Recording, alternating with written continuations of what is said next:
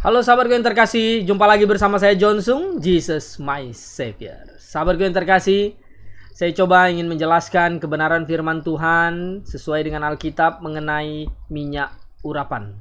Kita ketahui bahwa hari ini banyak sekali gereja yang memakai minyak urapan untuk memolesin orang sakit, katanya bisa melepaskan dari kutuk kebangkrutan, kutuk kebodohan, kutuk kemiskinan, dan kutuk berbagai macam penyakit. Nah, hari ini semua orang seolah-olah sangat percaya akan hal itu.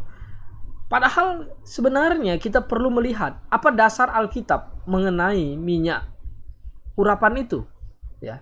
Nah, sebelumnya kita akan melihat video tentang minyak urapan ini.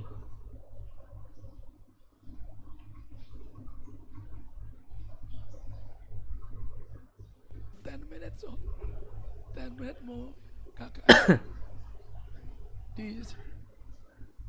diminta doakan, utangnya banyak. Saya bilang kasih satunya, kamu besok tanganmu kasih minyak, pintu meeting terus gabung, kamu pegang Rabu malam, dia rapat di situ. Saya bilang sebelum masuk pintu meeting, kamu tabuk pintu, kamu tidak balik, amin. Jadi coba kita dengar di sini. Ini Pak Tua ini, ya, dia mengatakan ada orang yang punya utang, kan, 1 miliar ya, dia bilang kan. Kemudian dia bilang nanti coba kamu bawa minyak ini, oleskan ke tangan, nanti ditabuk katanya di pintu meeting itu. Nah, maka utang bisa berakhir mungkin, ya. Coba kita lihat lagi lah. Ini hal yang sangat lucu sekali, ya. Dia menjimatkan atau menganggap minyak urapan itu sebagai apa ya? Minyak yang bisa mengusir utang kali ya, atau bagaimana? Coba kita lanjutkan. Paus mengatakan minyak kebahagiaan. Kenapa? Yang sahabat tuh bisa membagikan orang utang 5 juta $5 lebih lunas, amin. Di dunia nggak pernah ada, amin. Di dunia nggak pernah ada. Nah, oke. Dia bilang apa? Utang 5 juta US dollar ini bisa habis dengan oleskan dengan minyak urapan. Sekarang kita begini dulu. Sebelum kita belajar Alkitab, kita pikir dulu pakai akal sehat kita.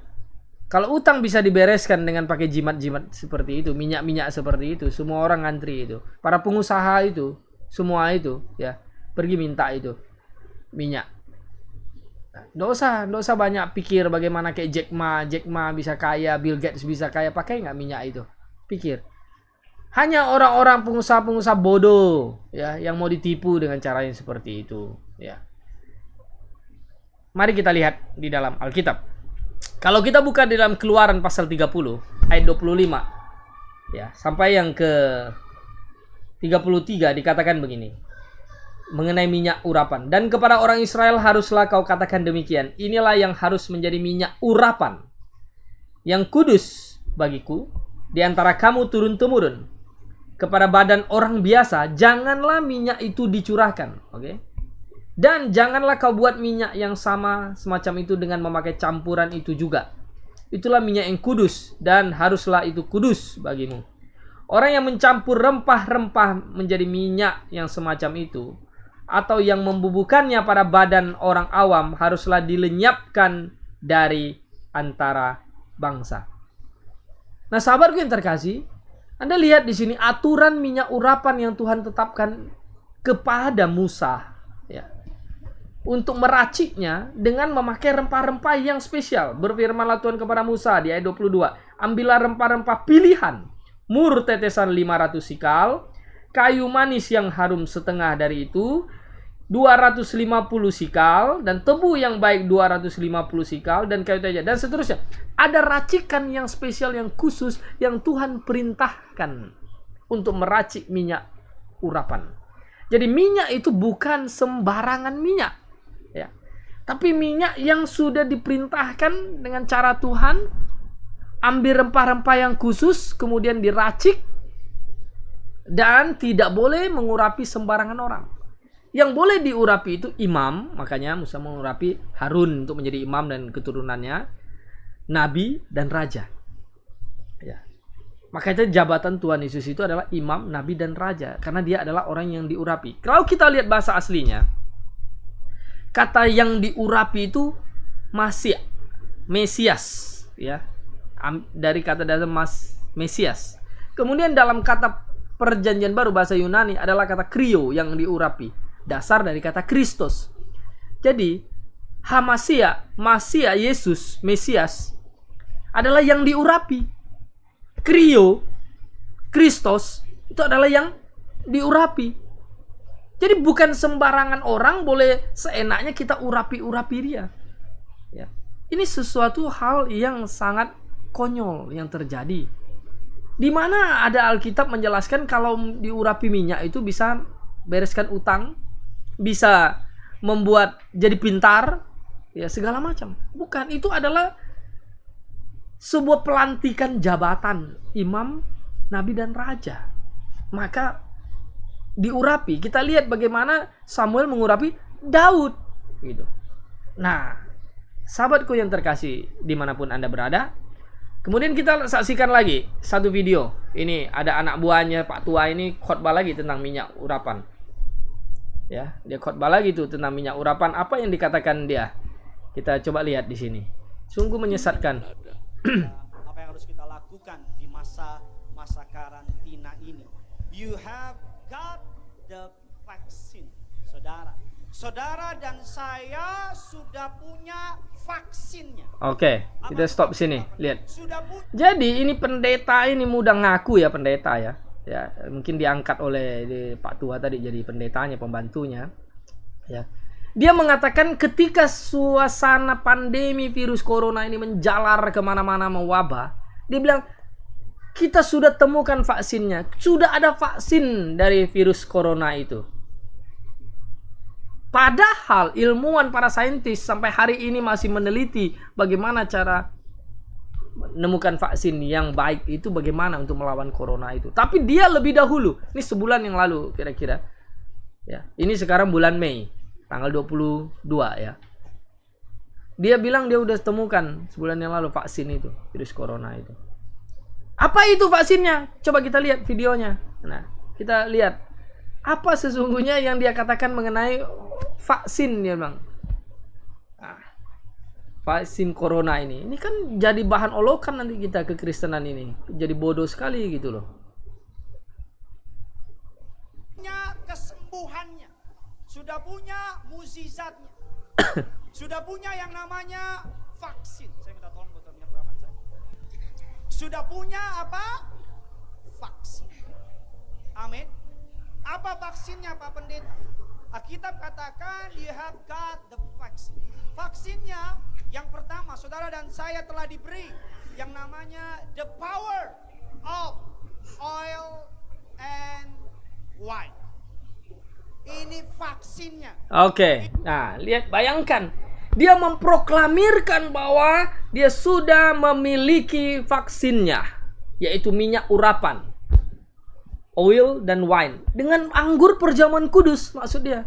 Jadi ketika orang memakai minyak urapannya, ya, mengolesi palanya kan, entah di mana sakit perut kah atau apa, kena kanker, olesin di lehernya, dia akan sembuh. Dan minum wine-nya, anggur perjamuan kudus menyembuhkan. Sekarang saya tanya, di mana dasar Alkitabnya ada seperti itu? Bahwa anggur perjamuan Tuhan. Sebenarnya kata yang benar itu perjamuan Tuhan. Anda cek, baca bolak-balik di dalam Alkitab. Tidak ada kata perjamuan kudus. Itu penyesatan mereka yang menganggap bahwa perjamuan kudus itu bisa menyembuhkan. Tidak ada di dalam Alkitab itu bahwa perjamuan kudus bisa menyembuhkan, menguduskan. Yang benar itu perjamuan Tuhan, Lord Supper. Lakukanlah ini menjadi peringatan akan aku. Tapi penyesatan hari ini memakai itu, memanipulasi itu. Banyak orang jemaat akhirnya datang berbondong-bondong hanya untuk dapatkan kesembuhan, untuk minum wine itu, anggur itu. Ya. Kemudian untuk minyak urapan itu. Bagaimana vaksin bisa ditemukan? Lalu dia bilang kalau pakai ini tidak ini. Sudah berapa banyak pendeta-pendeta yang mati karena corona? Apakah mereka itu tidak beriman? Apakah mereka itu tidak pakai minyak urapan? Janganlah bodoh, ya. Dokter sudah berusaha menganjurkan jaga kesehatan, makan makanan yang bergizi, yang bervitamin. Ya, saya tidak tahu dari mana mereka mendapat dasar minyak urapan itu bisa menyembuhkan dan bisa jadi vaksin corona. Ini sungguh menyesatkan. Tapi yang lebih bodohnya lagi adalah jemaatnya yang mau percaya, jemaatnya yang mau ikut. Nah, saudara yang kasih di dalam Tuhan, kembali lagi mengenai minyak urapan. Kalau kita lihat di dalam Yakobus, ya, ayat pasal 5 ayat 14 ini memang ada berkata demikian. Kalau ada seorang di antara kamu yang sakit, baiklah ia memanggil para penatua jemaat supaya mereka mendoakan dia serta mengolesnya dengan minyak dalam nama Tuhan. Oke. Nah, mungkin mereka berpikir bahwa pakai ayat inilah sebagai dasar untuk mengurapi. Ini beda. Kata mengurapi itu dasar kata dalam perjanjian lama adalah Mesias, Masiah.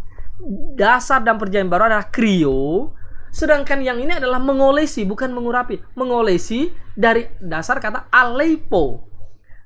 Kalau krio, mengurapi itu lebih bermakna kepada religius, mengangkat imam, nabi, dan raja sebagai pelantikannya, diurapi, dicurahkan minyak. Sedangkan kata alepo ini lebih bersifat kepada medis, ya. Jadi kalau hari ini ada jemaat yang sakit, gembala, penginjil atau penatua datang, ya, berdoa untuk orang sakit itu, kan? Berdoa untuk orang sakit itu, kemudian olesi dia dengan minyak. Maksudnya apa? Medis. Karena pada waktu itu belum ditemukan obat medis. Karena belum ditemukan obat medis, makanya pakailah minyak. Minyak apa? Minyak zaitun kah? Minyak, ya, yang bisa menyembuhkan lah. Kalau hari ini kau sakit perut, ya oleslah misalnya dengan minyak apa? Minyak angin. Kalau engkau demam, minum paracetamol, berdoa kepada Tuhan, gitu loh.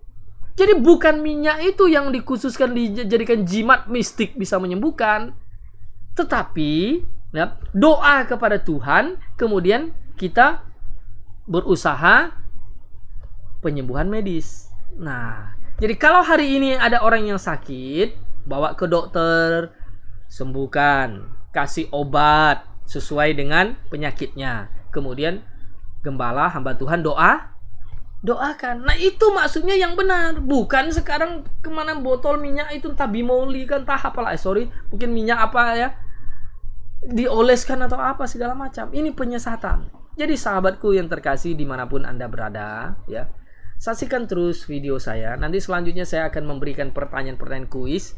Kemudian Anda bisa menjawab dan saya akan memberikan hadiah bagi Anda.